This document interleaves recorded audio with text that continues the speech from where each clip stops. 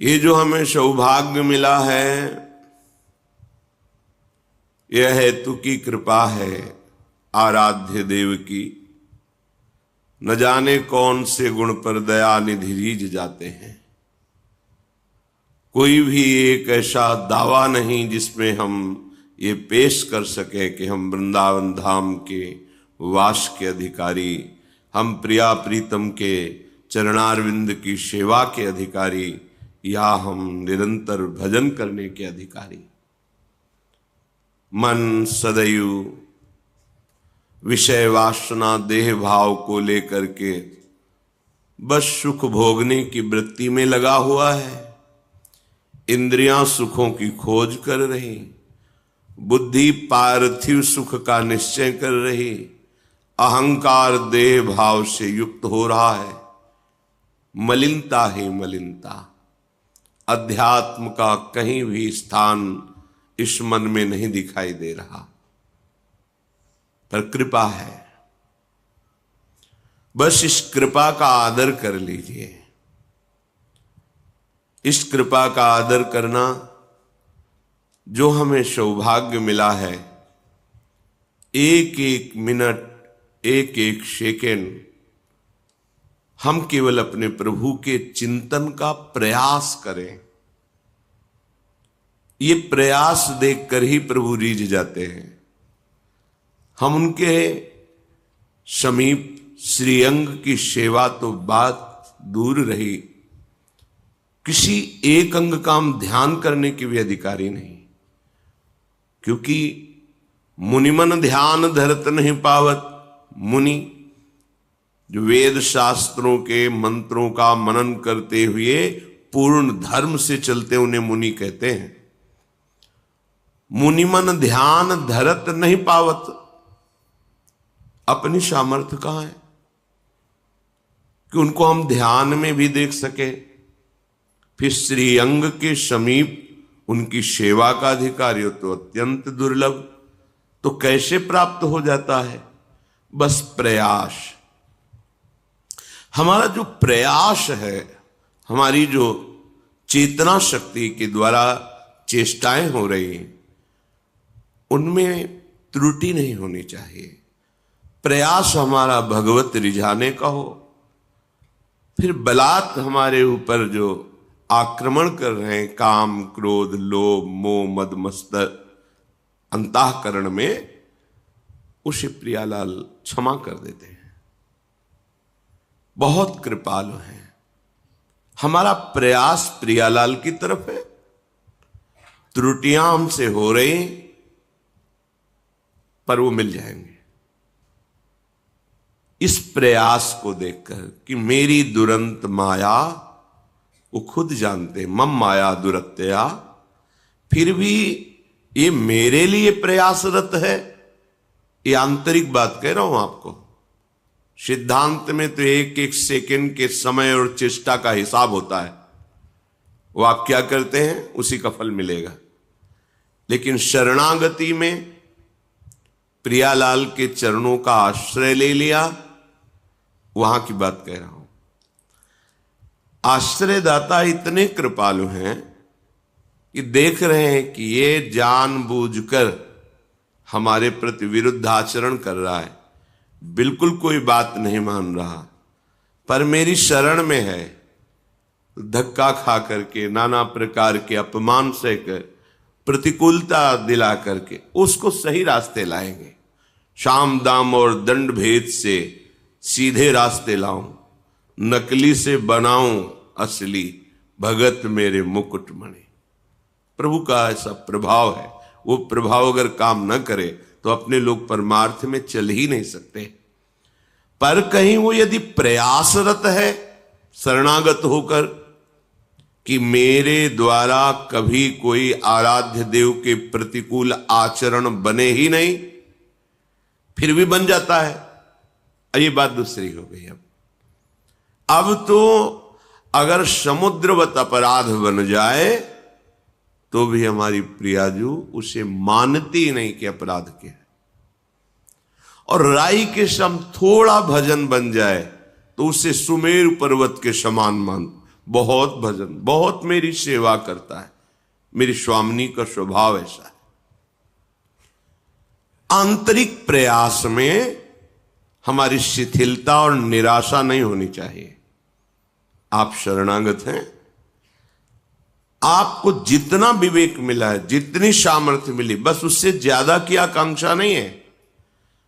जितना समय मिला है, जितनी सामर्थ्य मिली, जितनी बुद्धि मिली है, उसके अनुसार आप जो सुन रहे हैं उस पे चलने का प्रयास कीजिए। सफलता असफलता हमारे हाथ की बात नहीं। कर्मण्येवाधिकारस्ते, हमारा अधिकार केवल प्रयत्न में है। जब हम अपने अधिकार की बात करेंगे तो लाडली लाल अपना अधिकार हमें प्रदान कर देंगे। विश्वास करो, हमारे आराध्य देव का स्वभाव ऐसा है। और स्वयं श्री भगवान कह रहे हैं कि मेरे प्रेम प्राप्ति का रहस्य मेरे समीप रहना नहीं है। श्रवणात् दर्शनात् ध्यानात् मयि भावोऽनुकीर्तनात् न तथा सन्निकर्षेण प्रतीयात ततो गृहान्। गोपीजनों से कह रहे हैं, यही बात ब्राह्मण पत्नियों से भी कहा कि देखो,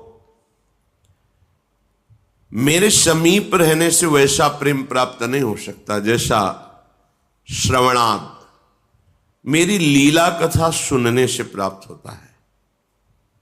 भगवान साधन बता रहे हैं कि इस पर प्रयत्नशील रहो तो तुम मुझे प्राप्त कर लोगे। श्रवणात् दर्शनात् ध्यानान् मयि भावोनुकीर्तनात्, इतने में ही हमारा समय पूरी दिनचर्या का जाना चाहिए। हमारी श्रवणेन्द्रिय सदैव नाम कीर्तन, प्रभु के गुण कीर्तन, प्रभु की लीला कथा सत्संग, इसके सुनने में लगी रहनी चाहिए। अब अपने को प्रयास करना है कि श्रवणेन्द्रिय से और कुछ ना सुने। परहेज नहीं करोगे, रहनी से नहीं रहोगे तो बहुत काल सत्संग होने पर भी आपका परिवर्तन नहीं होगा। क्योंकि आप अपना परिवर्तन करना नहीं चाहते तो कोई आपका परिवर्तन नहीं कर सकता। आप में जो ऊर्जा शक्ति है, चैतन्य शक्ति है, क्रिया शक्ति है, श्रवणाद, अपनी श्रवणेन्द्रिय को बस इतने पे सीमित कर लीजिए।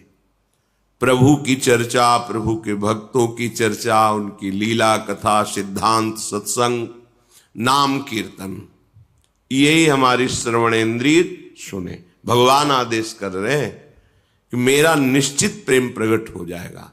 और दर्शनात्, प्रभु के छवि का दर्शन, श्री विग्रह का दर्शन, सब में भगवत भाव का दर्शन, वर्तन नहीं, दर्शन, सब में हमारे प्रभु हैं। ये बहुत बड़ा साधन है भगवत साक्षात्कार का। भगवान कह रहे हैं दर्शनात्, अपनी जो कुटिया में श्री जी विराजमान छवि रूप में, पहले भावना करो कि छवि नहीं, साक्षात बैठे हैं। तो अगर प्रभु साक्षात बैठे हो तो हम कैसा बर्ताव करेंगे?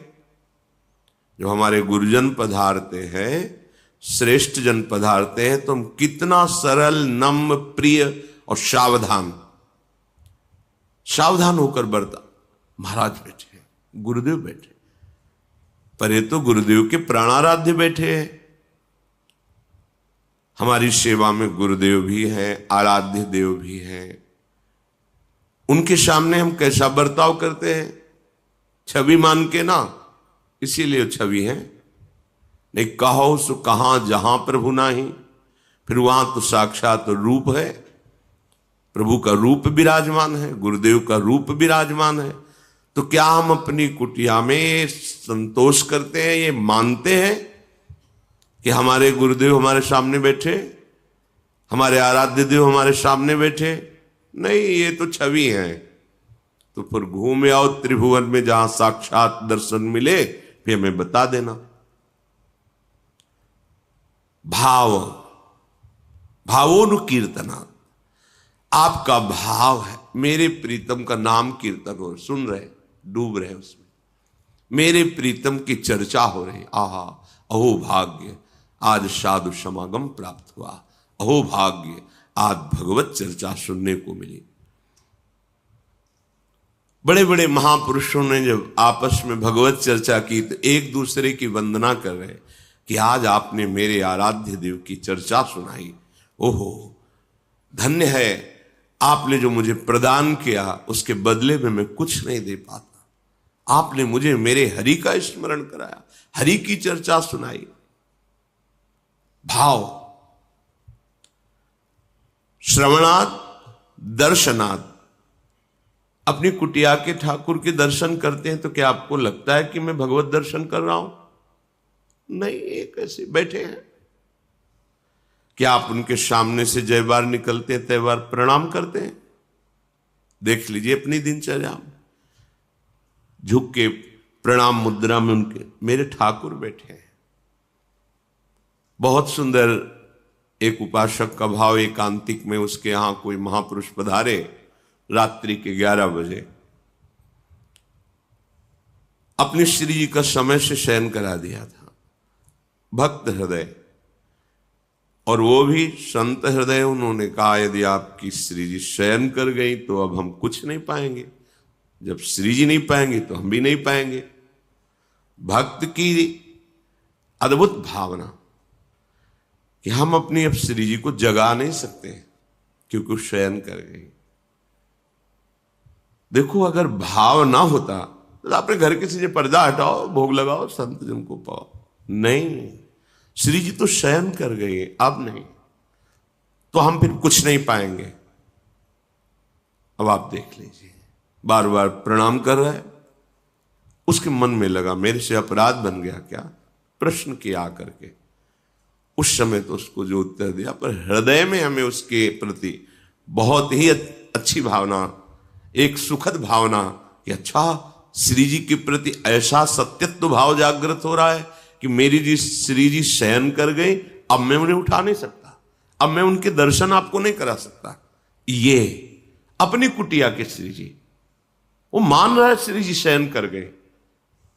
नहीं, अरे महाराज अभी पर्दा हटा दे, भोग लगा दे, अपने घर के, ऐसा नहीं। हमारे ठाकुर हैं, ये विराजमान, हमारे गुरुदेव ये विराजमान है, हमारे श्री जी विराजमान है। फिर देखो आपका मन क्या कहेगा, वही लट्टू बना रहेगा उसी रूप माधुरी में। धीरे धीरे, ये संतों के अनुभव की बात कहते हैं, वो छवि छवि नहीं रह जाती। फिर जिसे तुम छवि देखते हो वही छवि समुद्र प्रभु वहां नेत्रों से उनकी चेष्टाएं दिखाई दे रही, मुस्कुराहट दिखाई दे रही, आदेश हो रहा है, बात कर रहे हैं, वहीं से प्रकट होकर जहां आप छवि मान रहे हैं। इसलिए अवसर है जीवन को प्रेम रस में डुबोने का, तो भगवान आदेश करते हैं ध्यानान्मयी, जो आप सेवा में विराजमान के, इसी का ध्यान कीजिए, पूरी सेवा का। ये आचार्य चरण, ये प्राणाराध्य इष्ट देव, ये गुरुदेव, ये नाम से, जैसे सिंहासन में वैसे तुम्हारे हृदय आसन में या मस्तिष्क में समाये हुए हैं। जहां बैठे उनको देख रहे हैं, मंत्र अंदर से जप रहे हैं, नाम जप रहे हैं। बिल्कुल सरल बात। हम भगवान को देखा नहीं तो कैसे ध्यान करें, उद्दंडता नहीं। ये कौन बैठे हैं? किसी ने पूज्य पादुड़िया बाबा जी से कहा कि भगवान पाते हैं क्या? तो उनका बिहारी जी में जो 56 प्रकार के भोग लगते हैं, राधा वल्लभ जी में, राधा रमन में, तो तुम दिखावा समझते हो क्या? साक्षात प्रभु आरोकते हैं। और ब्रह्म बोध संपन्न, ज्ञान की सिद्ध वृत्ति वाले महापुरुष साक्षात प्रभु आरोकते हैं, तुम दिखावा समझते हो क्या? ये जो भोग लगता है तो तुम्हें ऐसे केवल ऐसा समझते हो क्या कि बस दिनचर्या है, बना लिया भोग नहीं। आप जिस भाव से भावित होकर पवा रहे हैं प्रभु, वैसे ही पा रहे हैं। वो आपके भाव में ही बैठे हुए हैं। मई भाव हो, मेरे भाव में।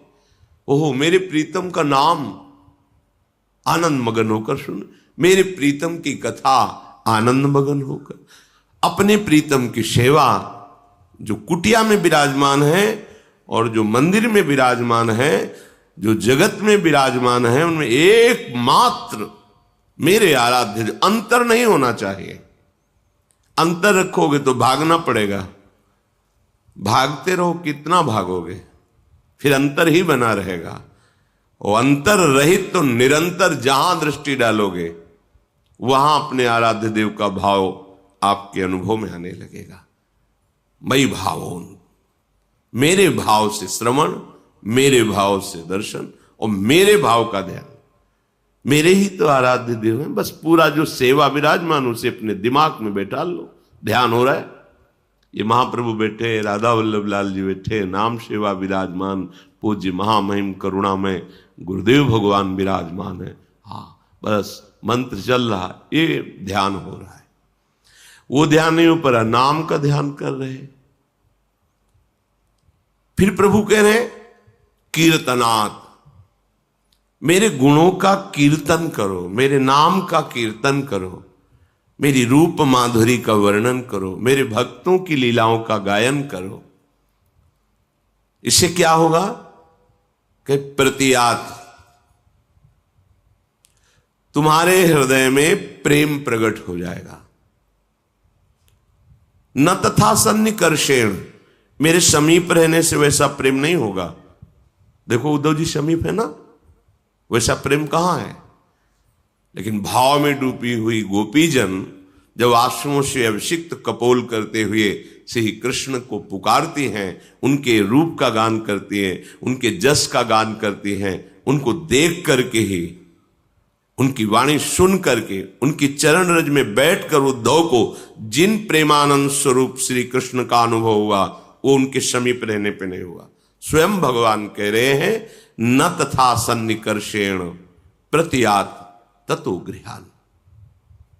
तुम जाओ सब अपने गृह में रहते हुए, घर में रहते हुए मेरा कीर्तन करो, मेरा कीर्तन सुनो, मेरी सेवा करो, मेरे ध्यान में रहो, बस तुम्हें मेरा प्रेम प्राप्त हो जाएगा, वो जो मेरे समीप रहने से नहीं होता। वही कुशल है, वही चतुर है जो इस मनुष्य जीवन में प्रभु से प्रेम कर ले। हमारी बड़ी दुर्दशा है, बड़ी दयनीय दुर्दशा है। हम मन और इंद्रियों को, शरीर को इतना प्यार करते हैं, कहीं प्रभु नहीं है। देख लो, कहीं नहीं। जब विचार करके देखते हैं ना, कहीं नहीं। आप मां जो हो वो थोड़ा समझ सकते हो। आप अपने बच्चे को कितना प्यार करते हैं, क्या कभी दोष दर्शन करती है मां अपने बच्चे में? वो सिर्फ बच्चा देखती, सिर्फ बच्चा। वो कितना बड़ा अपराध करके आ जाओ, छाती से लगा के यही बात कहेगी अपने पति से, कुछ भी हो जाए मेरे बच्चे को कुछ ना होने पावे। अपनी पूरी सामर्थ्य लगा देगी कि उसको कष्ट ना। ये कहां से आया है मां में वात्सल्य? प्रभु के एक अंश से त्रिभुवन की माताओं में। मेरे प्रभु कितने वात्सल्य सिंधु होंगे, और उन प्रभु को जो अपने हृदय में बसाता है वो संत कितने वात्सल्यमय होंगे, तुम्हें पता भी नहीं। अगर हम अपने शरीर को दुलार करते हैं, इंद्रियों को दुलार करते हैं, मन को दुलार करते हैं, इतना करते हैं कि उसके आगे हम किसी को नहीं समझते। ये हमारे पास एक उदाहरण नहीं, शास्त्रों उदाहरण है। बचपन से शास्त्रों, ब्रह्मानंद में छके हुए गुरुदेव को, जिनके कृपा कटाक्ष से मोक्ष पदवी चरणों में लुट जाए, उनको जहर दे दिया केवल संपत्ति के लिए। महापुरुषों का दो प्रकार का वैभव होता है। एक होता है बाह्य वैभव, हो ऐश्वर्य, जमीन, ये वो सब, क्योंकि जब रिद्धियां सिद्धियां हाथ जोड़े खड़ी तो प्राकृतिक वैभव की बात क्या, लुटता है उनके सामने। और एक होता है आंतरिक वैभव, जहां भगवद अनुराग, आत्म प्रेम छिपा हुआ। शरणागत जन दो प्रकार के ही उनके होते हैं। जो मूढ़ता को लिए हुए शरणागत हुए हैं, उनसे यही आकांक्षा करते हैं, उनके वैभव का बाहरी भोग करने। और जो विवेक को लेकर शरणागत होते हैं वो उनके आंतरिक वैभव को प्राप्त करना चाहते हैं। जहां जिस सुख में वो मगन है वही सुख मुझे प्राप्त हो। परम गुरु स्वरूपा हैं श्री गोपीजन। कुर्वन्ति ही त्वयि रतिम कुशलाः स्वात्मन नित्य प्रिय पतिसुतादि भिरारति दैहिकीम तन्नः प्रसीद परमेश्वर मास्म छिंद्या आशाम भ्रताम त्वयि चिराद अरविंद नेत्रम। हे अरविंदाक्ष, आप कहते हैं कि घर जाओ प्रत्यात्म गृहम। आप कहते हो मैं मानती हूं, लेकिन विवेकवान वही है, ज्ञानवान वही है जो आपकी इस बात का रहस्य समझ जाए। गृह जाओ, लौटो हृदय में और देखो तुम्हारा प्रिय कौन है।